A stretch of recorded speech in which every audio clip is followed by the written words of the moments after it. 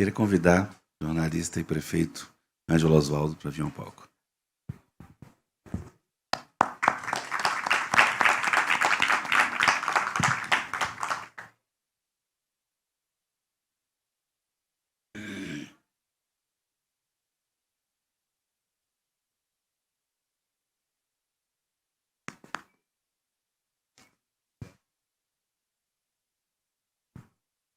Bem, gente, vamos, pessoal que começou a assistir agora aí no YouTube, nas nossas plataformas, vamos dar sequência às atividades do segundo Festival Internacional Literário de Itabira, Fritabira, um patrocínio do Instituto Cultural Vale e parceria com o Sesc São Paulo e Prefeitura de Itabira. Esse é um momento para mim muito caro, muito legal, porque eu tenho aqui ao meu lado um amigo de 40 anos, talvez mais, né, Ângelo? Tá tantos anos que pega até mal falar aqui, porque eu sou uma pessoa que fez Festival de Inverno de 1900. E fez Festival de Inverno de 1977, 78, 79 em Ouro Preto, e ali conheci Ângelo, e depois nossa amizade prosseguiu junto com amigos e amigas comuns, como Ângela Gutierrez e tantos outros. E eu sempre insisti em estar aqui dividindo essa mesa com o Ângelo, e para mim, então, Ângelo, fica uma emoção dobrada. Viu? E falar de Alfonso de Guimarães, para mim, primeiro que tem um lado muito engraçado, Ângelo, é que eu estudava na Católica, né, com o nosso querido amigo Ricardo Galupo, e toda vez que eu entrava na sala, ele recitava o verso do Alfonso, que é aquele: os sinos badalavam em lúgubre responsibus, pobre Alfonso. Pobre Alfonso. E aí, isso virou mania, né? Então, quando eu pisava na sala, a sala inteira cantava Alfonso de Guimarães para mim. Então, é insuportável. E aí, é claro que eu comecei a ler Alfonso com mais cuidado, esse poeta simbolista, né? Importante. E o nome dele era Afonso, né? Era Afonso. Afonso Henriques da Costa Guimarães. Então, o Ângelo vai fazer uma apresentação do livro para a gente aqui, e vocês vão desfrutar de uma coisa que eu conheço há muitos e muitos anos, que é a beleza da fala do Ângelo, a cultura, a erudição e esse jeito que ele tem de falar simples coisas difíceis. Isso é a característica do Ângelo que eu acompanho há muitos anos. Muito obrigado, Ângelo. Muito obrigado, Afonso, por essa introdução afetuosa que decorre da nossa amizade já de longa data, como você bem precisou. E eu fico muito feliz de estar em Itabira, aqui no Largo do Centenário, de frente à casa, não onde ele nasceu, mas onde ele passou a infância. Carlos Drummond de Andrade viveu aqui a sua infância, cresceu aqui. Ele se refere à estrela que está no jardim posterior da casa, é um canteiro em forma de estrela que está lá até hoje.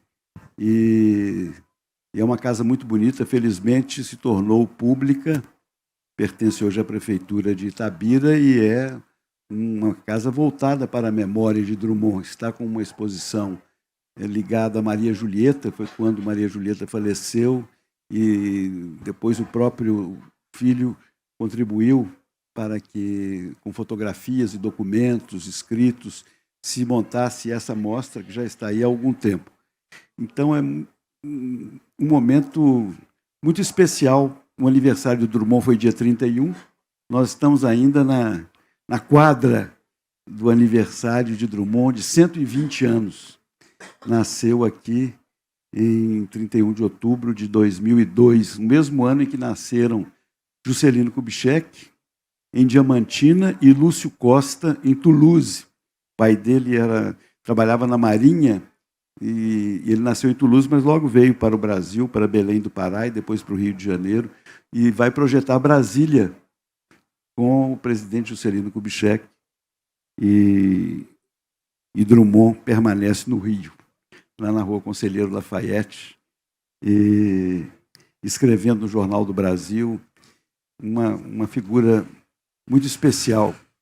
Um dia eu estava na Praça Nossa Senhora da Paz, com a Biissa, nossa saudosa Maria Alice Martins Alves Costa, e encontrei com a Biissa na Praça Nossa Senhora da Paz, um sábado de manhã, 2 mineiros em Ipanema, estávamos conversando e falei, olha o Drummond passando ali, ele deve estar indo para a casa do Plínio Doyle, para o Sabadoyle. E vem o Drummond passando. Ela falou assim, Ângelo, você conhece o Drummond? Vamos falar com ele. O sonho da minha vida era cumprimentar o Drummond. Falei, bom, vamos atrás dele, paramos. O Drummond tinha um jeito, ele piscava assim, falava uma voz meio de desafinada, meio de taquara rachada, quase aquela voz dele. Mas ele falou, oi, Ângelo, como vai? Isso deve ter sido em 1977, foi quando eu fui trabalhar em Ouro Preto. Não, ele morreu em 87, com 85 anos, em agosto. Ele morreu no dia 17 de agosto de 1987. E o Rodrigo Melo Franco de Andrade nasceu no dia 17 de agosto de 1898, em Belo Horizonte. Exato, inclusive uns primeiros Belo Horizontinos, porque o Rodrigo do IFAM, com quem o Drummond era amicíssimo dele. Um ano antes. Belo Horizonte foi inaugurado em 12 de dezembro de 1897. E ele nasceu em 17 de agosto de 1898. Então, menos de um ano. Ele é um Belo Horizontino de primeira leva. Né? E muito amigo do Drummond. O Drummond, inclusive, terminou, ele se aposentou como chefe do arquivo do IFAM, trabalhando com o Rodrigo. Mas eu estava... Bom, estou falando as datas de Drummond, quando ele nasceu, vocês perguntaram quando ele morreu, mas nesse dia de 77, nós nos encontramos, eu apresentei a Biissa para ele, conversamos um pouco ali rapidamente, e ele falou assim, e você, o que você está fazendo agora, Ângelo? Que ele me lembrava do tempo do suplemento literário. Inclusive, nós fizemos uma edição especial para comemorar, em 72, os 70 anos dele. E ele depois me escreveu uma carta agradecendo a edição do suplemento literário. O Drummond era preciso nisso, ele respondia tudo que mandavam para ele, ele escrevia, ou um cartão manuscrito ou uma carta datilografada, como ele fez comigo. E ele falou, e você, o que você está fazendo agora? Eu falei, eu estou trabalhando em Ouro Preto. Ele falou assim, Ouro Preto não tem jeito, não. O Drummond era um pouco cético, um pouco desiludido das coisas. Ouro Preto não tem jeito, não. Isso em 77, mas até hoje a gente está tentando dar um jeito ali, naquela falta de jeito do patrimônio cultural brasileiro, é importante. Mas então, o Drummond, ele tinha um carinho especial comigo, porque o meu avô, que foi diretor do Diário de Minas, José Oswaldo de Araújo, na década de 20, o meu avô publicou o primeiro poema do Drummond no Diário de Minas, que era o grande jornal de Belo Horizonte. Havia dois jornais importantes, o Minas Gerais, que era o órgão oficial do Estado, e o Diário de Minas, que era o órgão oficial da Tarasca. A Tarasca era o comitê diretor do Partido Republicano Mineiro, do PRM. E era o jornal, mais ou menos que o Estado de Minas veio ser depois, né, o jornal que apoia o governo, era o Diário de Minas. E nas sociais, o José Oswaldo, meu avô, publicou o primeiro poema do Drummond. O Drummond procurou, e ele fala isso, ele procurou, ele pôs na biografia dele, que ele próprio redigiu, nas notas biográficas, e o meu avô contava que viu aquele menino magro, meio tímido, chegar na redação e levar um rolo de papel manuscrito com os poemas, entregou para ele. E o meu avô, que era poeta, mas poeta parnasiano, viu que havia qualidade na poesia do Drummond e publicou o primeiro texto dele. E depois ele mostrou para o Afonso Pena Júnior, ele contava isso, que era um grande intelectual também, filho do presidente Afonso Pena, e foi o Marcos, nosso secretário de Cultura de Itabira. Muito bom, Marcos. E o Marcos Alcântara, o Afonso Pena Júnior falou assim, olha, aqui há Otis, porque antigamente nas construções em Belo Horizonte, no Rio, em São Paulo, punha uma placa na porta nos tapumes dentro do prédio. elevador. Aqui há Otis, quer dizer, é o elevador Otis que ia ser instalado lá, que era uma coisa extraordinária. Né? Então, o Afonso Pena Júnior olhou e falou assim, aqui há Otis, prevendo a ascensão do poeta Carlos Drummond de Andrade. Muito interessante isso. Isso aconteceu lá nos anos 20, né? E o Drummond tinha essa deferência, porque ele lembrava... trabalhar no jornal? O Drummond, depois ele trabalhou tanto no Diário de Minas quanto no Minas Gerais. Ele saiu do Minas Gerais para trabalhar com o Gustavo Capanema na Secretaria do Interior, nos anos 30, no governo Olegário Maciel, que é de 30 até 33, quando o Olegário morre. O Capanema pensou, que era o secretário do Interior, pensou que seria o interventor em Minas Gerais. Getúlio nomeou o seu amigo Benedito Valadares, para surpresa geral das Minas e dos Gerais, mas levou o Capanema para o Rio de Janeiro em 34, para ser o ministro da Educação e Saúde. E Capanema leva o Drummond para ser o chefe de gabinete. E os dois mineiros do grupo modernista do Café Estrela da Rua da Bahia vão levar os modernistas ao poder, porque logo o Capanema chama com Drummond o Mário de Andrade. O Mário de Andrade tem um projeto do patrimônio cultural.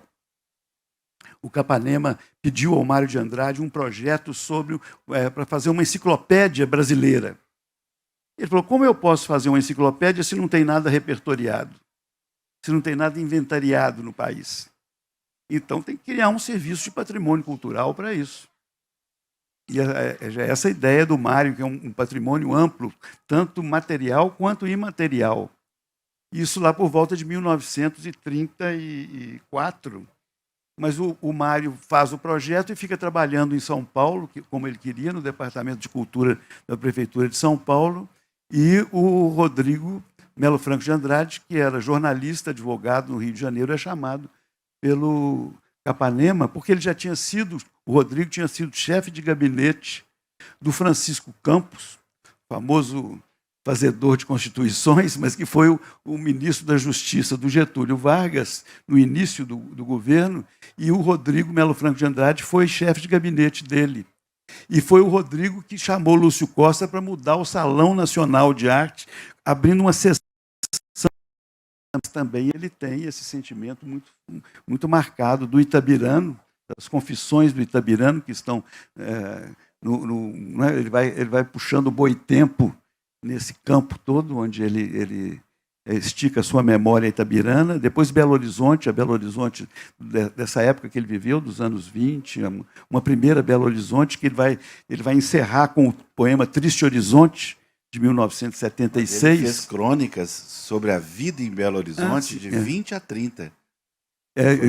Foi publicado, foi reunido. A Ângela Gutierrez, quando secretária de Cultura, reuniu num livro muito interessante as crônicas dele sobre o dia a dia de Belo Horizonte. Né? É um registro da história, por isso que eu digo que ele é o cronista e o poeta de Belo Horizonte e depois do Rio de Janeiro. Ele falava que ele cronicou, quando ele parou de cronicar em 84, ele falava, gente, já croniquei 80 anos, 60 anos, chega. E a data é lá, o começo é em Belo Horizonte. Só pensa porque ele escreveu 3 crônicas por dia, de 54 a 84, no Correio da Manhã e depois do Jornal do Brasil. Então ele era uma personalidade extremamente popular no Brasil. Sim. Não é? Nesse campo de crônica. Mas ele começou lá em Belo Horizonte. E o Estado de Minas reproduzia as crônicas que o Drummond publicava no Jornal do Brasil. Eu posso dar um depoimento que o Estado de Minas, o Drummond queria que as crônicas dele saíssem no Estado de Minas para ele ser lido em Belo Horizonte e em Minas Gerais.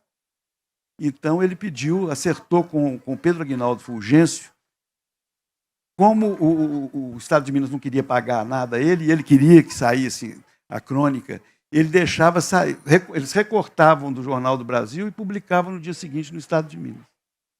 E não pagavam nada ao Drummond, nem ao Jornal do Brasil, que não tinham copyright. Mas para você ver que as crônicas saíram no Estado de Minas durante anos sem nenhuma remuneração ao Drummond. Mas ele tinha o prazer de saber que estava sendo lido aqui em Itabira, em Belo Horizonte. As pessoas iam... E ele falava muito, a crônica dele era memorialística também. Né? Agora, o interessante, o poema Triste Horizonte, todo mundo pensa que ele está lamentando a destruição da Serra do Curral. Mas, na verdade, o que ele está reclamando, ele está reclamando indignadamente no poema Triste Horizonte, foi a descaracterização da igreja de São José, com aquela construção que fizeram ali ao lado, na rua Rio de Janeiro, e a descaracterização, sobretudo, da igreja, da igreja das Dores, na Floresta. Ele fala assim, eu que morei na rua Silva Jardim, à sombra do padre Arthur, o Drummond, ateu, mas indignado com que estavam descaracterizando as igrejas, ele reclamando. Essa casa dele da rua Silva Jardim, eu fui lá com o Pedro Nava, em 1976. Existia a casa ainda? Existia. A casa virou um prédio. Era uma casa que tinha duas casas geminadas. Portão, né? Na frente, parecia geminado, não era, era em forma de U, com um portão aqui na frente, você entrava, tinha um adro e a porta principal da casa. Eu fui com o Nava, nós fizemos um circuito do tempo do Nava em Belo Horizonte, eu fiz um texto para o Estado de Minas sobre isso, e estava lá a casa do Drummond. E foi o Nava que contou para ele o que estava acontecendo, que os padres tinham feito um conjunto comercial na frente da Igreja das Dores, que está lá até hoje. Tinha até um negócio lá vendendo comida para cachorro. O Drummond ficou uma fera. Ali era uma espécie de bosque, né? Era uma continuidade do bosque. Era uma praia no jardim. E ao lado da Igreja de São José também. Então ele fala sobre isso. Ele fica indignado. Ele fala sobre a Igreja das Dores, a Igreja das Dores, a Igreja de São José. E ele vai falando e aquilo tudo. E aí ele sobe para a serra, contempla a cidade e fala que a epígrafe do texto dessa crônica é "Non quiero verla", que ele tirou de Garcia Lorca, porque sangue em espanhol é feminino. Então o Inácio Sánchez de Merria, o toureiro, que é morto, então ele fala "Non quiero verla, la sangre de Inácio Merria na arena da tourada". E o Drummond põe "Non quiero verla", Garcia Lorca, e faz essa crônica do Triste Horizonte. A gente vai ficar a noite inteira falando Drummond. Apresenta seu livro. Não, mas é porque esse livro é muito simples. Na verdade, eu entrei para a Academia Mineira de Letras em 2006. Fui intimado pelo Murilo Badaró. O Murilo Badaró era o presidente e ele já tinha me chamado algumas vezes, até o Vivaldi Moreira. O Vivaldi estava quase no leito de morte, chamou os filhos dele e falou assim: "Põe esse Ângelo Osvaldo no meu lugar". Aí eu era secretário de Cultura do Estado. O Vivaldi já tinha 60 anos de presidente na época. E ele morreu naquela época. Falou assim: "Põe o Ângelo Osvaldo aí no meu lugar, porque senão um outro aventureiro vai lançar a mão da minha cadeira". Falou uma coisa assim.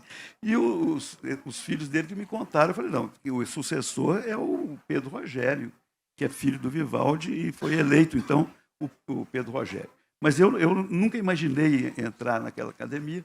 O Murilo fez isso, eu escrevi um discurso. Normalmente se publica o discurso acadêmico, né? Eu não tinha publicado, o discurso foi passando, foi ficando. Então eu resolvi reunir aqui nesse livrinho, na casa de Alfonso, que é a Academia Mineira de Letras. O Alfonso foi membro da Academia Mineira de Letras, mas ele não tomou posse. Ele morava em Mariana, a academia estava em Juiz de Fora. Tinha a Academia Marianense também na época? Não. Ainda não? A Academia Marianense foi o professor Valdemar de Moura Santos que criou, é mais recente.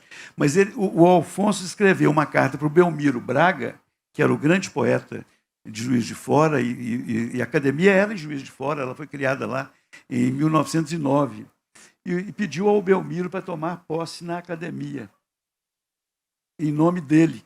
Ele não conseguia ir de Mariana a Juiz de Fora. O Alfonso, ele nasceu em Ouro Preto, estudou Direito em São Paulo, foi juiz em Conceição do Mato Dentro, depois foi ser juiz municipal em Mariana, queria muito ser transferido para Belo Horizonte, não conseguiu, tinha 15 filhos, e a mais nova morreu, a Constancinha, e ele morreu por causa disso. Ele ficou tão abalado com a morte da segunda constância da vida dele. A primeira foi a filha do Bernardo Guimarães, que era noiva dele, e morreu com 17 anos, tuberculose, em Ouro Preto. Ele ficou marcado, dilacerado por essa tragédia. Ela virou como tem a Beatriz do Dante Alighieri, a Constança é a musa que morreu, a musa, a noiva morta, a amada morta do Alfonso. Mas ele se casou em Conceição do Mato Dentro, teve essa filharada toda e morreu na véspera de fazer 51 anos, dilacerado pela morte da filha, porque ele pediu à mulher, Zenaide, para pôr o nome de Constança nessa filha, 15ª filho, os filhos dele. E era uma menina. E pôs o nome da que morreu com 17 anos, e essa menina morreu com um ano e pouco. Isso deixou ele muito abalado e ele faleceu. Então, tinha muitas histórias de Alfonsos. Aí eu vou dizer para vocês aqui por que eu resolvi, então, publicar o discurso. Porque o discurso é a posse na casa de Alfonso. Ficou sendo, como ele foi uma pessoa muito especial, a academia ficou sendo a casa de Alfonso. Ela se transferiu de Juiz de Fora para Belo Horizonte e ganhou até um relevo quando o Vivaldi Moreira conseguiu o Palacete Borges da Costa e depois construiu o Anexo, que é um projeto muito bonito do Gustavo Pena. Então, a academia virou uma instituição, né, funcionando efetivamente, não numas salinhas que ela tinha na Rua dos Carijós, em Belo Horizonte. Ela passou a ser uma instituição efetiva. E aí eu resolvi publicar esse discurso, mas primeiro com um texto, Um Sobrado na Rua Direita de Mariana, que eu falo sobre a casa em que Alfonso viveu, no período que esteve em Mariana, e onde ele morreu. Ele morreu em 1921. Então eu falo sobre essa. E hoje está lá o Museu Casa de Alfonso de Guimarães. É o primeiro texto. Então eu falo sobre a casa e o museu. O segundo texto é Alfonso e Mário entre fronteiras. Mário de Andrade saiu de São Paulo, imagina, tomando trem, fazendo baldeação, para chegar em Mariana e visitar Alfonso de Guimarães. O Mário de Andrade começou, há uma gota de sangue em cada poema, o primeiro livro dele. Ele era um poeta simbolista. Ele já tinha uma visão ampliada, renovada, tendente ao novo, mas ele tinha uma extração simbolista, uma origem simbolista. E ele vai, então, visitar o grande simbolista, que era Alfonso de Guimarães. E o Alfonso fala sobre essa visita, ficou muito impactado que veio aqui o senhor Mário de Andrade, de São Paulo, para me visitar. O Alfonso escreve para o João Alfonso, filho dele, que já estava em Belo Horizonte estudando e que participaria efetivamente do movimento modernista, pioneiro da década de 20 e 30 em Belo Horizonte. Ele morre muito, muito cedo, nos anos 40, começo dos anos 40. Mas o Alfonso escreve para o João Alfonso relatando essa visita. E eu falo sobre o Mário frequentando a Vila Quirial. A Vila Quirial foi o Jacques Davray, na verdade, ele só escreveu poesia em francês, só escrevia em francês, era um gaúcho, Freitas Vale, foi senador, e que comprou uma vila, daquelas vilas, casas grandes, perto da Avenida Paulista, e pediu ao Alfonso para dar um nome. O Alfonso deu o nome de Vila Quirial. E ele tem um livro, Quiriale, o Alfonso. E lá, esse Jacques Davray vivia num mundo simbolista. Sobre os poetas simbolistas, ele falava sobre Mallarmé, sobre Verlaine, e só escrevia em francês e falava muito sobre o Alfonso. O Alfonso tinha outro companheiro simbolista, que era o José Severiano de Rezende, que era padre, depois deixou a batina, foi morar na França, e veio a Belo Horizonte em 1915 para visitar o Alfonso. Foi quando o Alfonso vai a Belo Horizonte para se encontrar com o Severiano de Rezende. E, bom, isso eu falo desse Alfonso e Mário entre fronteiras. O Mário, quando ele visita o Alfonso, mas ele volta para São Paulo falando não mais no Alfonso, mas no Aleijadinho. Ele percebe que no Aleijadinho uma subversão dos cânones, alguma coisa que dava origem a uma arte brasileira, como se procurava naquele momento, na antevéspera da semana de 22. O terceiro capítulo aqui, vamos dizer assim, é A Menina em Flor e Seu Poeta. É uma resenha que eu fiz para a apresentação para o livro do Afonso Henriques Neto, neto do Alfonso de Guimarães, filho do Alfonso, filho. Ele faz o Afonso Henriques, que mora no Rio de Janeiro, ele escreve um livro sobre a Constança, essa filha do Bernardo Guimarães, que era prima do Alfonso, não pelo lado Guimarães, Alfonso de Guimarães e Bernardo Guimarães, mas o Guimarães do Alfonso é porque o pai dele era português. Casou-se com uma Alvim. Mas, na verdade, o Alfonso era sobrinho neto da mulher do Alfonso, da mulher do Bernardo Guimarães. E era primo dessa Constança. Ele ficou apaixonado por ela. Era uma menina muito inteligente. Tem as cartas que ela escrevia para as primas. Uma prima dela se casou com Gorsex. Era filha de um irmão do Bernardo Guimarães, que foi presidente do Supremo Tribunal. Ainda do Tribunal Superior, no tempo do Império ainda. E o Afonso Henriques escreve a biografia da Constança. Eu fiz o prefácio, coloquei aqui. Um outro capítulo é Alfonso Filho, habitante da poesia. Uma resenha da obra, um ensaio sobre a obra do Alfonso Filho.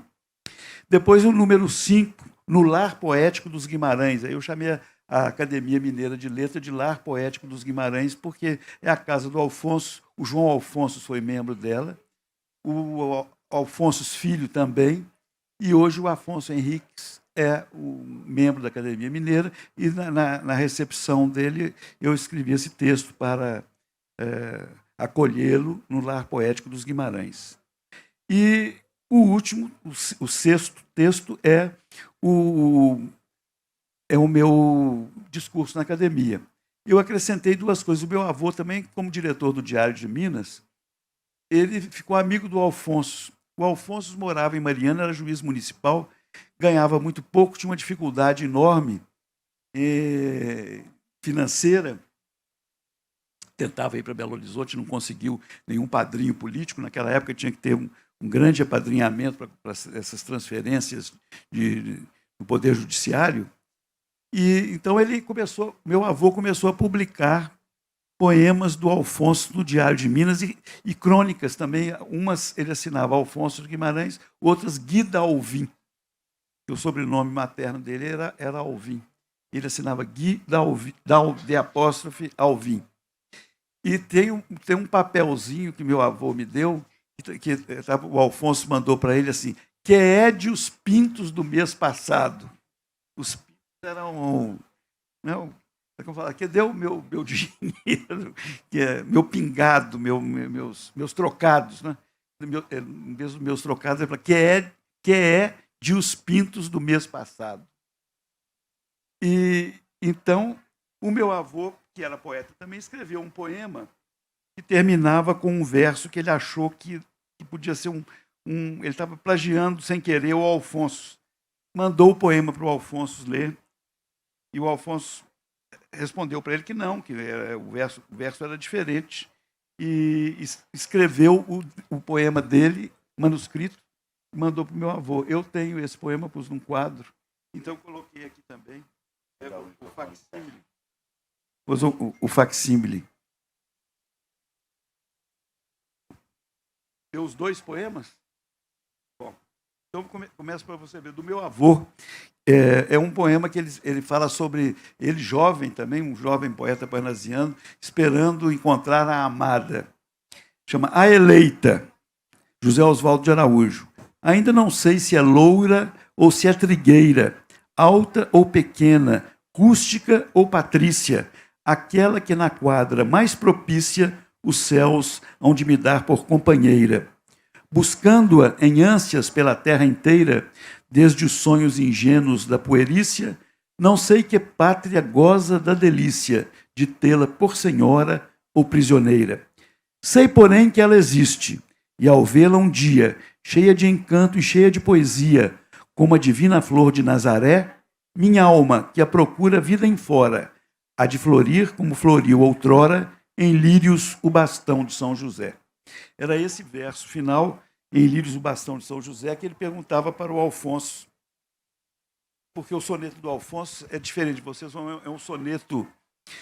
o José Osvaldo procura a amada eleita, e o Alfonso, que era muito místico, procura Nossa Senhora. E ele diz o seguinte, o Alfonso: clarões boreais nos olhos de esmeralda, rosicleres de aurora no sorriso, cai-lhe o manto de santa pela espalda, envolve-a todo o céu de um paraíso. Donalda, geme o doce luar, Donalda, soluça o ocaso, trêmulo, indeciso, e vão-lhe os dois tecendo uma grinalda de ouro e de prata antiga, friso a friso. Ela é a Nossa Senhora da Piedade, que ao expirar do sol agonizante, dentro de mim surgiu, branca de fé, e a minha alma, que morre de saudade, ampara-lhe o fulgor do passo errante, como um lirial bastão de São José.